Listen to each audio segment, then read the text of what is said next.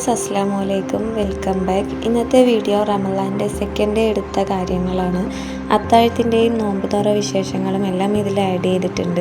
Video തുടങ്ങുന്നതിന് മുമ്പായിട്ട് നിങ്ങൾ എൻ്റെ ചാനൽ ആദ്യമായിട്ട് കാണുന്നവരാണെന്നുണ്ടെങ്കിൽ പ്ലീസ് ഒന്ന് സബ്സ്ക്രൈബ് ചെയ്ത് വെക്കുക, കൂടെ ഒരു ലൈക്ക് കൂടി തന്നേക്കണേ.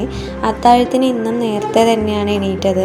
തലേന്ന് ചോറ് റൈസ് കുക്കറിലാക്കി വെച്ചതുകൊണ്ട് അതൊക്കെ ഒന്ന് ഊറ്റിയെടുത്തു. പിന്നെ വെണ്ടയ്ക്ക വറുത്തതും കറിയൊക്കെ ചൂടാക്കിയെടുത്തു. കുടിക്കാനുള്ള വെള്ളവും റെഡിയാക്കി. ചായ വയ്ക്കാനുള്ള തയ്യാറെടുപ്പാണിത്.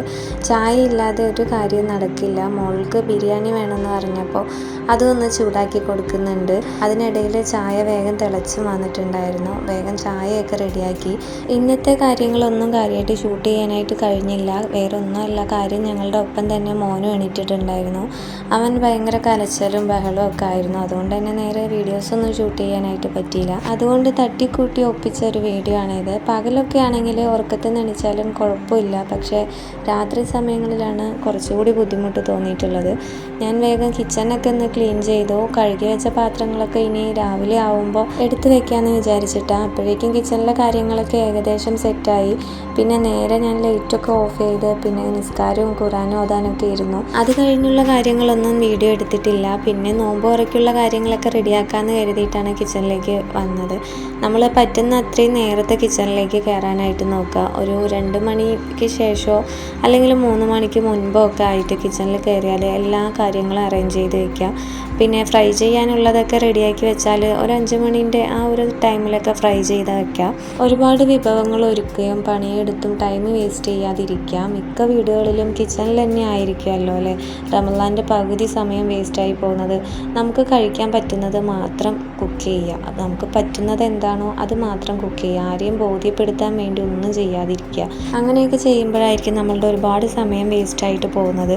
നിസ്കാരവും ഖുറാനും ഓതലും പ്രാർത്ഥനയും ഇബാദത്തുകളൊക്കെ വർദ്ധിപ്പിക്കുക. അതുപോലെ തന്നെ മാക്സിമം സ്ട്രെസ് റിലീഫായിട്ട് ഇരിക്കാനായിട്ട് നോക്കുക. നമുക്ക് എന്തൊക്കെയാണോ ചെയ്യാൻ താല്പര്യം, എന്തൊക്കെയാണോ ചെയ്യുന്നതിൽ സന്തോഷം കിട്ടുന്നത്, അതുപോലുള്ള കാര്യങ്ങളൊക്കെ ചെയ്യാനായിട്ട് നോക്കുക. അല്ലാതെ കിച്ചണിൽ തന്നെ നോമ്പ് തുറക്കുന്ന സമയം വരെ നിൽക്കരുത്. കഴിയുന്ന പണികളും വേഗത്തിൽ കുറച്ച് നേരത്തെ തന്നെ കിച്ചണിൽ കയറിയിട്ട് ചെയ്യാൻ നോക്കുക. അപ്പോൾ നമുക്ക് വിചാരിക്കുന്നതിലും നേരത്തെ ആയിട്ട് കിച്ചണിൽ നിന്ന് മാറാനായിട്ട് പറ്റും. റെസ്റ്റ് എടുക്കാനും ആവശ്യത്തിന് സമയം ഉണ്ടാവും. അപ്പോൾ നമുക്ക് ഉണ്ടാവുന്ന ക്ഷീണവും അവശതയും ഒന്നും നമ്മളെ ബാധിക്കില്ല. റമളാനിലെ പണികളൊക്കെ എളുപ്പമാക്കാൻ ഇതുപോലുള്ള കുറച്ച് കാര്യങ്ങളൊക്കെ നമ്മൾ ശ്രദ്ധിച്ചാൽ മതി.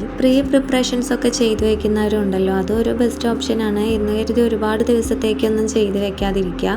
കുറച്ച് ഐറ്റംസ് മാത്രം റെഡിയാക്കി വെക്കുക. ഇതൊക്കെ ശ്രദ്ധിച്ചാൽ മതി. റമളാനിൽ നമുക്ക് വേണ്ട കാര്യങ്ങൾ ചെയ്യാൻ അധികം സമയം ഉണ്ടാവും. അപ്പോൾ ഇങ്ങനെയുള്ള ടിപ്സൊക്കെ നിങ്ങളും ഒന്ന് ചെയ്ത് നോക്കുക. പിന്നെ റമളാനിലെ ഫുഡിൻ്റെ കാര്യങ്ങൾ, അത്താഴത്തിന് പ്രത്യേകിച്ച് ഒന്നും തന്നെ കഴിക്കാനായിട്ട് തോന്നില്ല. കഴിക്കണമല്ലോ എന്ന് കരുതി കഴിക്കുന്നവരായിരിക്കും മിക്കവരും അല്ലേ. അതുപോലെ നോമ്പ് തുറക്കുമ്പോഴും വെള്ളം കുടിക്കുമ്പോൾ തന്നെ വയറും മനസ്സും ഒരുമിച്ച് നിറയും. പിന്നെ ഒന്നും കഴിക്കാനോ പ്രത്യേകിച്ച് എന്തെങ്കിലും വേണമെന്നോ തോന്നില്ല. ഫ്രൂട്ട്സും കൂട്ടത്തിൽ കഴിക്കുന്നതുകൊണ്ട് തന്നെ വയറ് ഫില്ലാവും പെട്ടെന്ന് തന്നെ. അതുകൊണ്ട് മാക്സിമം ഫുഡ് റെഡിയാക്കുന്നത് കുറയ്ക്കാനേ നോക്കൂ. ആവശ്യത്തിനുള്ളത് റെഡിയാക്കും. അതുകൊണ്ടാണ് മുമ്പുള്ള വീഡിയോസിൽ ഞാൻ ആദ്യമേ പറഞ്ഞത് മറ്റുള്ളവരുടെ വീഡിയോസിൽ കാണുന്ന വിഭവങ്ങളൊന്നും എൻ്റെ വീഡിയോസിൽ പ്രതീക്ഷിക്കരുതെന്ന്. എന്തൊക്കെയായാലും ഒന്നുമില്ലെങ്കിൽ കൂടി നോമ്പ് തുറക്കുമ്പോൾ വെള്ളവും കാരക്കയും കിട്ടിയാൽ തന്നെ മനസ്സും വയറും നിറയും. അത് തന്നെ ധാരാളമാണല്ലേ. പറഞ്ഞ് ഇവിടെ വരെ എത്തി. ജ്യൂസിൻ്റെ കാര്യങ്ങളാണ് ഞാൻ ആദ്യം തന്നെ നോക്കാറ്. അതൊക്കെ ഒന്ന് റെഡിയാക്കി ഫ്രിഡ്ജിൽ വെച്ചാൽ പിന്നെ ആ ടെൻഷൻ ഇല്ലല്ലോ. പിന്നെ കഴിക്കാനുള്ള ഫ്രൂട്ട്സ് കുറച്ച് കഴുകിയിട്ടും കട്ട് ചെയ്തിട്ടും വയ്ക്കുന്നുണ്ട്.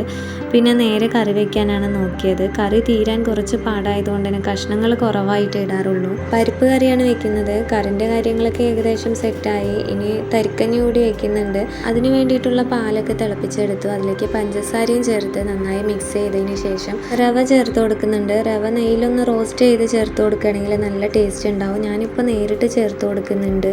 റവ ചേർത്ത് കൊടുക്കുന്ന സമയത്ത് കൈവിടാതെ ഇളക്കിക്കൊണ്ടിരിക്കുക. കട്ട കുത്താണ്ടിരിക്കാനാണ് കൈവിടാതെ ഇളക്കിക്കൊണ്ടിരിക്കുന്നത്. ഇതൊന്ന് തിളച്ച് വന്നു കഴിഞ്ഞാൽ ഇനി നെയ്യിൽ ഇതൊന്ന് മൂപ്പിച്ചെടുക്കുക. ചെറുള്ളി ചേർത്തൊന്ന് മൂപ്പിച്ചെടുത്ത ശേഷം ഞാൻ കുറച്ച് അണ്ടിപ്പരിപ്പും മുന്തിരിയും കൂടി ചേർക്കുന്നുണ്ട്. സാധാരണ ഇവിടെയൊക്കെ നിലക്കടലയാണ് ചേർക്കാറ്. ഞാനിപ്പോൾ ഇത് ഉള്ളത് കൊണ്ട് ചേർത്ത് കൊടുത്തു എന്നേ ഉള്ളൂ. തരിക്കഞ്ഞി എപ്പോഴും റെഡിയാക്കുമ്പോൾ പാലിൻ്റെ അളവ് കുറച്ച് വെള്ളം പോലെ ഉണ്ടാവണം. എന്നാലേ കുടിക്കേണ്ട ടൈമിൽ കറക്റ്റായി കിട്ടുള്ളൂ. അല്ലെങ്കിൽ ഒരുപാട് കുറുകി പോകും. ഇനിയിപ്പോൾ കറി കൂടി ഒന്ന് താളിച്ചെടുക്കുന്നുണ്ട്. കുക്കിങ്ങിൻ്റെ കാര്യങ്ങളൊക്കെ ഏകദേശം തീർന്നു. ഇനിയിപ്പോൾ കിച്ചൺ ഒന്ന് ക്ലീൻ ചെയ്തിട്ട് കിച്ചണിൽ നിന്ന് മാറാമെന്ന് വിചാരിച്ചിട്ടാണ്. ഇന്ന് കഴിക്കാനായിട്ട് ദോശയാണ് റെഡിയാക്കുന്നത്. അതുകൊണ്ട് തന്നെ മാവൊക്കെ നേരത്തെ അരച്ച് വെച്ചിട്ടുണ്ടായിരുന്നു. നന്നായി പുളിച്ചൊക്കെ വന്നിട്ടുണ്ട്. ഇനി ഇതുവരെ എടുത്ത പാത്രങ്ങളൊക്കെ ഒന്ന് കഴുകി എടുത്തിട്ട് വേണം കിച്ചൺ ഒന്ന് നീറ്റാക്കി വെക്കാൻ. കിച്ചണിൽ എപ്പോഴും കഴുകാനായിട്ട് പാത്രം ഇല്ലാതിരിക്കുമ്പോഴാണ് വലിയൊരു മനസ്സമാധാനം. അതിന് വേണ്ടിയിട്ട് നമ്മൾ എടുക്കുന്ന പാത്രങ്ങൾ അപ്പം തന്നെ ക്ലിയർ ചെയ്ത് വെക്കാനായിട്ട് നോക്കുക. ഒരുമിച്ച് ചെയ്യാമെന്ന് കരുതി മാറ്റി വെച്ചാൽ മടിയൻ മല ചുമക്കുന്നത് പോലെ ആയിപ്പോവും. ക്ലീൻ ആയിട്ടുള്ള കിച്ചണും നമ്മുടെ ചുറ്റുപാടും ഒക്കെ നമുക്ക് ക്ലിയർ ആയിട്ടുള്ള മൈൻഡാണ് തരിക. അതുകൊണ്ട് തന്നെ ആ ഒരു കാര്യം മൈൻഡിൽ വെക്കുകയാണെന്നുണ്ടെങ്കിൽ നമ്മൾ എപ്പോഴും ക്ലിയർ ആയിട്ട് വെക്കാനായിട്ട് ശ്രദ്ധിക്കും. പിന്നെ ഞാൻ വോയിസ് കൊടുക്കുന്ന സമയത്ത് ഒരുപാട് നോയ്സ് നിങ്ങൾക്ക് കേൾക്കുന്നുണ്ടാവും. സോറി, എനിക്ക് വേറൊന്നും ചെയ്യാൻ കഴിയുന്നില്ല. വേറെ ഒന്നും കൊണ്ടല്ല, എനിക്ക് വിചാരിച്ച സമയത്ത് ഈ ഒരു വീഡിയോ അപ്ലോഡ് ചെയ്യണമെന്ന് കരുതിയിട്ടാണ് ഞാൻ പെട്ടെന്ന് വോയിസ് കൊടുക്കുന്നത്. അപ്പോൾ അതൊന്നും നിങ്ങൾ കാര്യമാക്കാതെ വീഡിയോ കണ്ടിന്യൂസ് ആയിട്ട് കണ്ടുകൊണ്ടിരിക്കുക. പിന്നെ വീഡിയോ ലൈക്ക് ചെയ്യാനൊന്നും മറന്നു പോകരുത് കേട്ടോ. അങ്ങനെ കിച്ചണിലെ ഓൾമോസ്റ്റ് എല്ലാ കാര്യങ്ങളും കഴിഞ്ഞു. കിച്ചണും ക്ലീനാക്കി, ഫുഡും കാര്യങ്ങളും ജ്യൂസും ഫ്രൂട്ട്സും എല്ലാം റെഡിയാക്കിയിട്ടുണ്ട്. ഇനി കഴിക്കേണ്ട സമയത്ത് ദോശ മാത്രം റെഡിയാക്കിയാൽ മതി. ഇനി പുറത്താണ് നമ്മളുടെ പരിപാടി. ഈ തുണികളൊക്കെ ഒന്ന് എടുത്ത് വെക്കണം. അപ്പോഴേക്കും ആകാശം നല്ല ഭംഗിയായിട്ട് നിൽക്കുന്നുണ്ട്. അത് ഞാനൊന്ന് ജസ്റ്റ് വീഡിയോ എടുത്തതാണ്. ഇവിടെ നിന്ന് നോക്കുമ്പോൾ സൂര്യാസ്തമയമൊന്നും കാണാനായിട്ട് കഴിയില്ല. വീടുകളൊക്കെ ഒരുപാടുള്ളത് കൊണ്ട് സൂര്യാസ്തമയമൊന്നും കറക്റ്റായിട്ട് കാണാനായിട്ട് പറ്റില്ല. പക്ഷേ സൂര്യോദയം കറക്റ്റായിട്ട് കാണാനായിട്ട് പറ്റും. ഞങ്ങൾക്ക് ഈവനിങ് അത്ര മനോഹരം അല്ലെങ്കിലും കാലത്തുള്ള വ്യൂസ് അടിപൊളിയായിരിക്കും. നല്ല ഭംഗിയുള്ള വ്യൂസ് ആയിരിക്കും കാലത്ത്.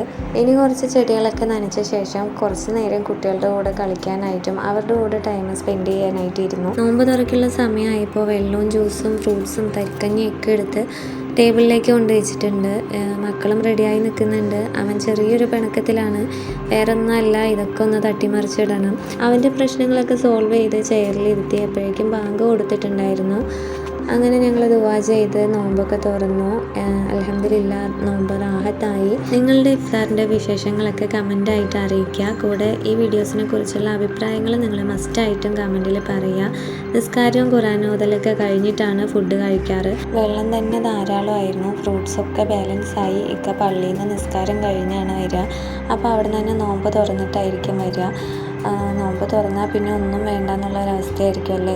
പിന്നെ ഫുഡൊന്നും വേസ്റ്റ് ചെയ്യാറില്ല, ഫ്രിഡ്ജിലേക്ക് വെക്കും. അത്താഴത്തിനാണെങ്കിലും എണീറ്റ് കഴിക്കും. മോനും ഓരോന്ന് എടുക്കുന്നുണ്ട്, പക്ഷെ അവനൊന്നും കഴിക്കുന്നില്ല. വെറുതെ ആക്ടിങ് ആണ്, മൊത്തത്തിൽ കടിച്ച് കളയല.